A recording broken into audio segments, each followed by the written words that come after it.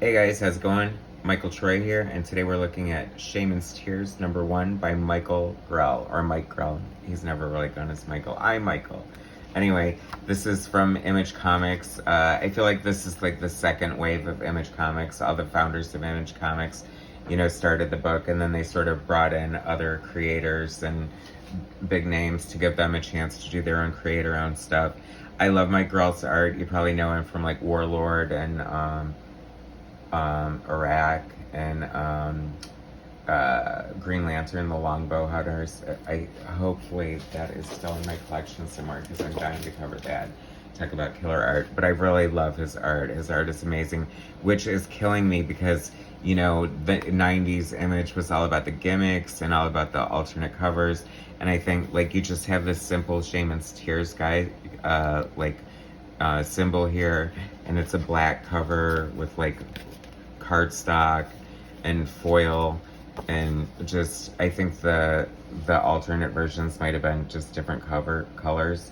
And what a huge missed opportunity to showcase. That's the best thing about comic book art, is like there should never be anything on the cover of a comic book but amazing comic book art. I mean, you should definitely know what you're in store for and celebrate the art form. Like this was probably maybe the original intended cover, and I would have much rather seen that. I mean, if I'm in a comic book store and I see this on the shelf, I'm going to pick this up over this any day of the week. But knowing it was Mike Grell, of course I'm going to pick it up. So writer, illustrator, Mike Grell, art assistant, Bryant Snooty, color artist, Joe Chiodo. He's a really awesome colorist and a great artist in his own right, so that's cool. I have to say, I don't know if I really got into this too much. I only found one issue. I might have had 2 or 3. I don't know how really long it went. But, of course, like I said, with Mike Grell art, I'm definitely picking it up. It's funny because a lot of artists from his era were sort of Neil Adams clones, and I don't want to call him a Neil Adams clone because he very well could have started working before Neil Adams, for all I know about Mike Grell. But I definitely would put them in the same category. This is definitely giving me some Neil Adams vibes with some of the finishing and rendering and just the shadowing and stuff. But it's really cool. I just really love Mike Grell's art. I mean, this is fun in space. This just like really pops off the page.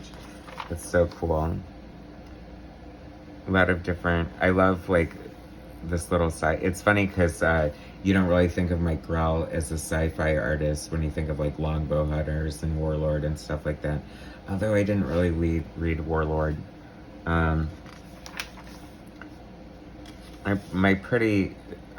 Pretty much my exposure to Mike Grell would have to be like the Green Arrow Longbow Hunters. And the art is just beautiful. I mean, he just depicts nature and everything so well. He's just, I'm getting a little like Barry Windsor-Smith vibes too, off of kind of like the long lines and the lush inks. It's just very cool. Really beautiful art. Joe Chiodo did a great job, very flattering, everything. I think that a lot of 90s computer coloring was like way oversaturated, way too dark, and just this looks really pretty and flattering to the art, so I'm digging it. Great hatching work. I would love to see these original art pages. I bet they are just breathtaking and gorgeous. So this is like a Native American story, and it's from Image Comics, and it's kind of funny. I mean, I think we saw hints of like super characters that could possibly become superheroes or whatever, but superhero comics were just like the thing. So I'm curious to know like how people felt about Shaman'S Tears, and like did they just love it, or was it just kind of like, like me, just for the art, or were you super into the story? I don't really know how long it went or where it went, what it was about, but this is some really killer art. I just love all this like the page layout is just so imaginative, and just like the little effects right there.